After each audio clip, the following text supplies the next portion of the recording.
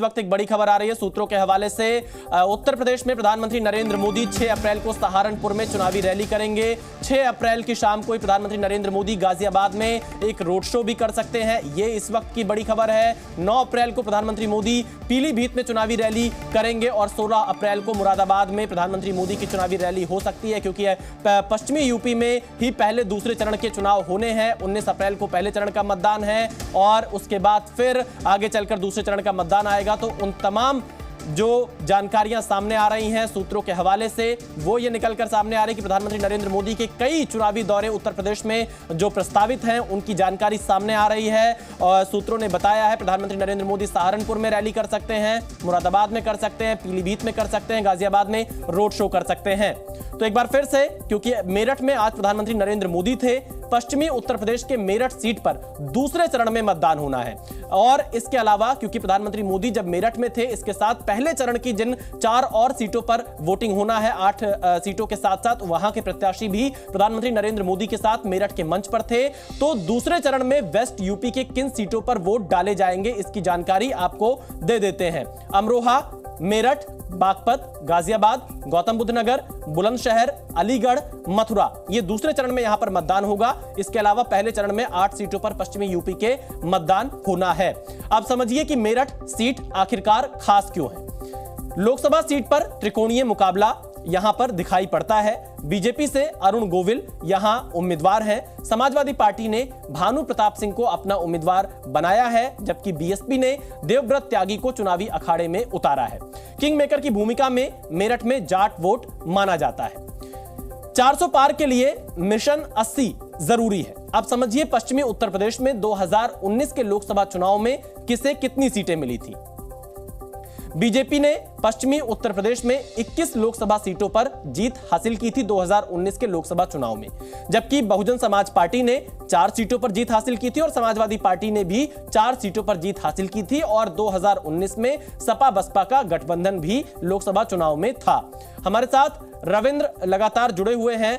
रविंद्र जी, क्योंकि मेरठ में आज प्रधानमंत्री मोदी की चुनावी रैली होती है, सूत्रों से यह जानकारी आ रही है पश्चिमी उत्तर प्रदेश में सहारनपुर में, मुरादाबाद में, पीलीभीत में भी प्रधानमंत्री नरेंद्र मोदी चुनावी रैली करेंगे। उनके कई कार्यक्रम प्रस्तावित हैं, गाजियाबाद में रोड शो कर सकते हैं। तो यह कहा जा सकता है कि पीएम उत्तर से लेकर दक्षिण तक, पूरब से लेकर पश्चिम तक पूरी तरह से चुनाव प्रचार की कमान पिछले 2-3 महीनों से संभाले हुए हैं।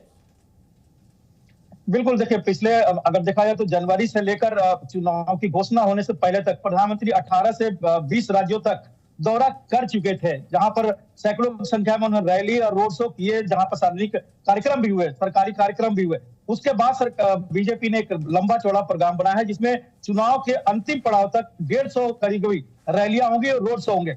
शुरुआत मेरठ से आज हुई है और समापन बनारस में बड़ी रोड शो से होगी प्रधानमंत्री नरेंद्र मोदी की। इसके बीच में प्रधानमंत्री, जिसे आपने भी जनता को बताया, हमारे दर्शकों को बताया कि कहां कहां उनके रोड शो हो सकते हैं, कहां कहां रैलियां होगी।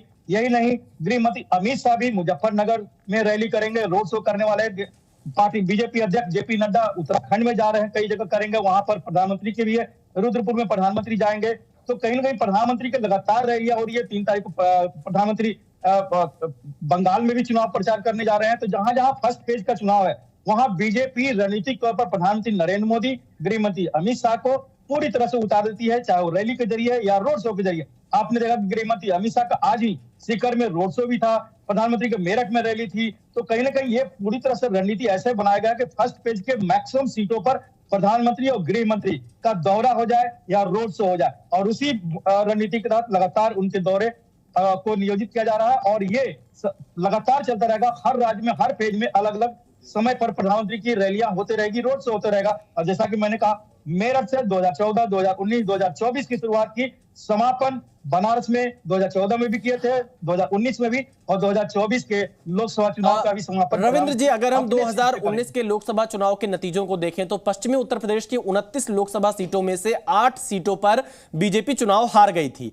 लेकिन इस बार सारे समीकरण बीजेपी अपने पक्ष में लाना चाहती है। जयंत चौधरी को अपने साथ ले आई है। इसके अलावा अगर हम गठबंधन को देखें जो विपक्षी दलों का है, सिर्फ कांग्रेस और समाजवादी पार्टी का गठबंधन है, आरएलडी उससे बाहर है, बीएसपी इस बार गठबंधन में नहीं है। तो ये लड़ाई बीजेपी के लिए कितनी आसान है, कितनी चुनौती से भरी हुई है, खासतौर पर पश्चिमी यूपी में जहां फर्स्ट एंड सेकंड फेज के वोट डाले जाने हैं? विशाल, आप तो उत्तर प्रदेश को अच्छी तरह जानते हैं, पश्चिमी यूपी हो या पूरा यूपी हो, बसपा एक एक कहा जाता है कि बहुत बड़ी ताकत होती है।